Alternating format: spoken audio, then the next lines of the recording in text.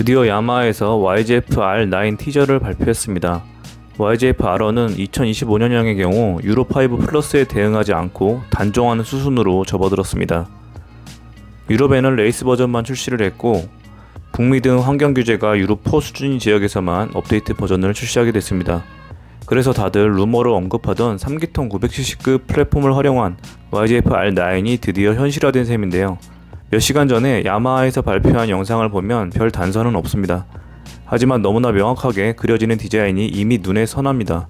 기존 YZF-R7을 답습한 디자인에 MT09와 같은 3기통 엔진이 탑재될 것이 확실하고요. 다양한 전자장비가 담길 것으로 예상됩니다. R7의 윗급으로 플래그십 R1의 뒤를 잇는 야마하의 새로운 플래그십 슈퍼스포츠인 만큼 상당한 수준의 패키지가 제공될 것으로 보입니다.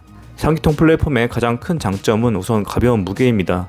실린더가 하나 적다 보니 엔진에서 무게도 꽤 덜어낼 수 있지만 프레임 구성 자체도 아주 가벼운 경량 컨셉이다 보니 슈퍼스포츠로 이식할 때 장점이 무궁무진합니다. 같은 플랫폼으로 스포츠바이크가 기획될 때는 보통 네이키드 모델에서 무게가 약간 더 추가되곤 하는데요. MT09는 193kg으로 준 리터급인 것 치고 상당히 가볍습니다. 예상컨대 200kg 언저리가 될 것으로 보이고요.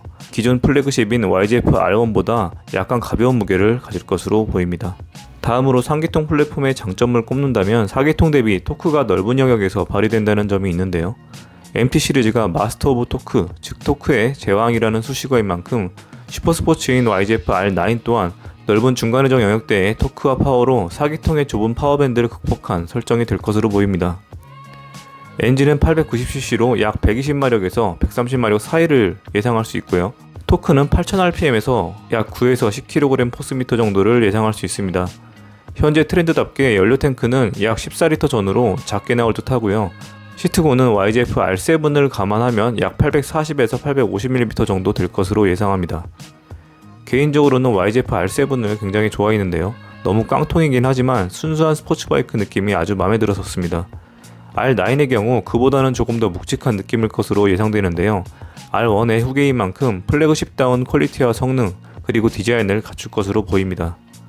다만 가격이 문제인데요. 3기통 플랫폼의 경우 가격대가 1000만원 초반대에서 중반대로 성능 대비 합리적인 편입니다. 하지만 R9이 그렇게 합리적인 가격으로 출시될 것 같지는 않고요. 1000만원 중반에서 2000만원 언저리 정도 나오면 다행이라고 생각합니다. 아무튼 유럽 버전을 출시하는 우리나라는 당연히 R1의 명맥에 끊길 것으로 보고 있었는데 바로 이어서 R9이 바통을 이어받아 야마 슈퍼스포츠 바이크 명맥을 잇게 되었습니다. 수많은 예상도가 웹상에 나돌고 있지만 사실 우리 머릿속에 이미 떠오르는 R9의 이미지가 있기 때문에 흥미를 끌지는 않습니다. 한 달 뒤 펼쳐지는 아이크마 모터쇼를 전후로 수많은 뉴 모델이 쏟아질 것으로 예상되는데요. 곧 완전 공개가 될 R9의 외모가 궁금해집니다. 지금까지 어른다운 라이딩을 지향하는 로드스포츠 미디어였습니다.